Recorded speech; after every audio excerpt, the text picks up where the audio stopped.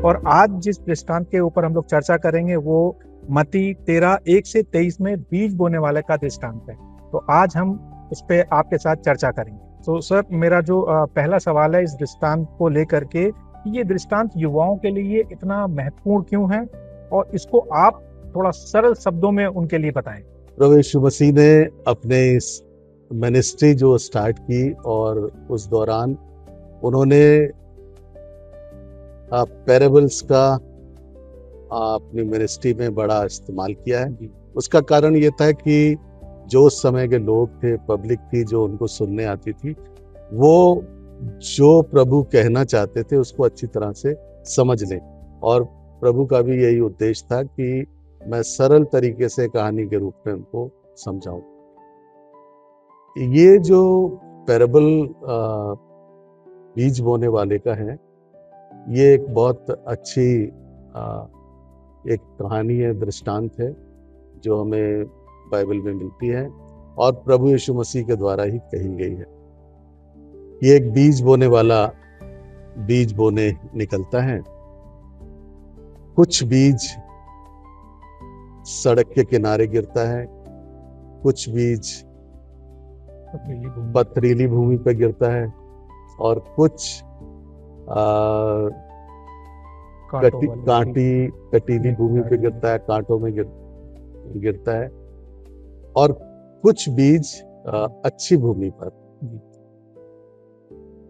तो ये जो इसका बीज का जो दृष्टांत है, तो बीज बोने वाला तो हमारा प्रभु है और हर एक वो व्यक्ति है जो परमेश्वर के वचन को शेयर करता है। और बीज परमेश्वर का वचन है जो प्रभु ने स्वयं कहा है। और ये वचन अगर सड़क के किनारे गिरा तो ये वो लोग हैं जिन्होंने उस पर ध्यान नहीं दिया और पक्षियों ने उसको चुग लिया और वो बीज किसी काम का नहीं रहा। कुछ बीज पथरीली भूमि पे गिरता है तो वहां पे वो जड़ नहीं पकड़ पाता, थोड़ा सा ही उग पाता है पर ज्यादा जड़ नहीं पकड़ पाया तो वो सूख गया। तो परमेश्वर का वचन ऐसा है कि वो कुछ ऐसे लोगों ने सुना जिन्होंने सुन तो लिया पर उस पर अमल नहीं किया या उनके जीवन में वो अच्छी तरह से काम नहीं कर पाया। उन्होंने अपने जीवन में उसको उतरने ही नहीं दिया कि वो फलवंत हो सके। कुछ बीज कटीली भूमि पर गिरा या कांटे हैं, झाड़ियां हैं, तो वहां पे वो बीज गिरा तो सही, झाड़ियों के साथ और कटीले पेड़ों के साथ वो उगा। लेकिन जब झाड़ियां बड़ी हुई तो उन्होंने उस बीज को, उस पौधे को जो परमेश्वर का वचन था उसको दबा दिया और वो भी सूख गया। कुछ बीज अच्छी भूमि पे गिरा तो ये वो लोग हैं जिन्होंने अच्छी तरह से वचन को सुना है, समझा है और अपने जीवन में उसको उतारा है और वो वचन उनके जीवनों में उसने काम भी किया है। तो ये बड़ा अच्छा दृष्टांत जो प्रभु ने दिया है बीज बोने वाले का, ये सब के लिए बड़ा यूजफुल है। ठीक सर, जैसे आपने बहुत अच्छी तरीके से इसको एक्सप्लेन किया और जैसा हम चाह रहे थे कि इसको सरल तरीके से बताया जाए हमारे युवाओं के लिए, आपने बिल्कुल वैसा बताया। एक सवाल इससे मेरे अंदर जो उठ रहा है मैं पूछना चाहूंगा आपसे, क्या पथरीली और कठोर भूमि वाले जो हृदय के लोग हैं क्या ये बदल सकते हैं? क्यों नहीं बदल सकते हैं। और अगर हम बाइबल में ही देखें तो उसमें एक फिरौन का जिक्र है, लेकिन हाँ उसमें ये भी हम पढ़ते हैं कि जगह बार बार लिखा है कि परमेश्वर ने फिर उसके हृदय को कठोर किया। तो और वो इस्राएलियों के साथ वैसे बर्ताव करता रहा।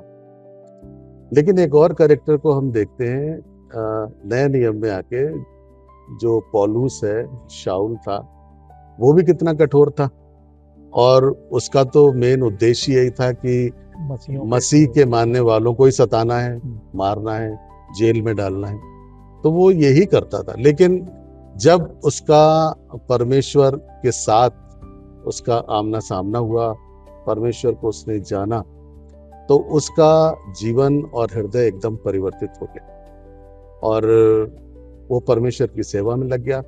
और आज हम देखते हैं कि पौलुस की ही पत्रियों को लोग पढ़ते भी हैं और उसके जीवन को जब देखते हैं तो उसकी लाइफ सिर्फ ऐसी ही थी कि वो लोगों को सताता था। बाद में वो उसका फॉलोअर हो गया, विश्वासी, पक्का विश्वासी हो गया। तो इस तरह से हृदय परिवर्तन भी होते हैं। ठीक भाई साहब, और एक सवाल और है कि हम किस तरीके से ये अच्छी भूमि हम कैसे बन सकते हैं? अच्छी भूमि के लिए हमारे पास परमेश्वर का वचन है और अगर हम परमेश्वर के वचन को रेगुलर पढ़ें, प्रार्थना करें और अगर हम अपने जीवन को जांचते हैं तो उसके लिए ज़रूरी है कि अगर कहीं कमी है, गलती है, तो उसका पश्चाताप भी करें जी। और जब हम ऐसा करते हैं तो हमारा हृदय एक अच्छी भूमि अपने आप ही बन जाता है और परमेश्वर का वचन उसमें प्रवेश करता है और फलवंत होता है।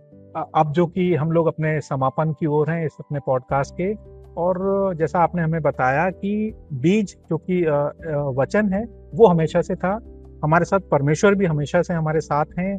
केवल और केवल आज जरूरत है कि हमारे युवाओं को, हम सबको अपने हृदय रूपी मिट्टी को, जो कि कठोर भी हो रही है, पथरीली भी हो रही है और झाड़ियां भी वहां पे हम देख रहे हैं, तो इसको हमें केवल अपने हृदय को तैयार करने की जरूरत है।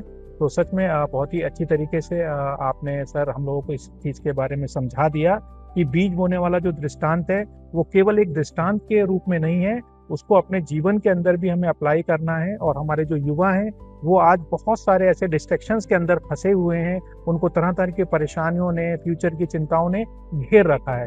और आज मैं विश्वास करता हूं कि इस पॉडकास्ट के माध्यम से जब ये बहुत से लोगों के बीच में पहुंचेगा तो ज़रूर से उनके छुटकारे का एक कारण होने पाएगा। तो thank you very much pastor साहब, इस अच्छे पॉडकास्ट को शुरू कराने के लिए भी हम आपका धन्यवाद करते हैं और आगे भी हमारी बहुत सारी सीरीज में आप हमारे साथ होंगे और नए नए सवालों के साथ हम लोग मिलेंगे।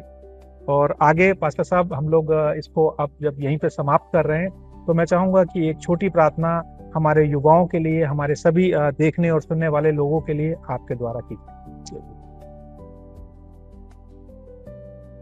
प्रभु हमारे आसमानी बाप, हम तेरा हृदय से धन्यवाद करते हैं इस समय के लिए और विशेष कर इस कार्यक्रम के लिए जो हमारे जवानों के लिए तैयार किया जा रहा है। प्रभु हम प्रार्थना करते हैं कि इसके माध्यम से तेरा वचन सबके पास पहुंचे और तेरे वचन रूपी बीज को जितने भी लोग इसको सुने अपने हृदय में अधिकाई से बसने दें। और विशेषकर प्रभु हमारे जवानों के लिए ये वचन, ये पॉडकास्ट, ये बहुत ज्यादा लाभदायी सिद्ध हो और ब्लेसेड। हमारी इस पूरी टीम पर तेरी हम बरकत चाहते हैं, तेरे मीठे और पवित्र नाम में हुक्म मांगते हैं, आमीन। आमीन। थैंक यू पास्टर साहब, और आगे भी आप सब लोग हमारे साथ बने रहें। एक नए पॉडकास्ट को जो हम लेकर के आने वाले हैं उसमें और भी ज़्यादा इंटरेस्टिंग आपको सवाल और चर्चाएं मिलेंगी। आप हमारे साथ बने रहें। सबको जय मसीह की। Thank you. जय मसीह।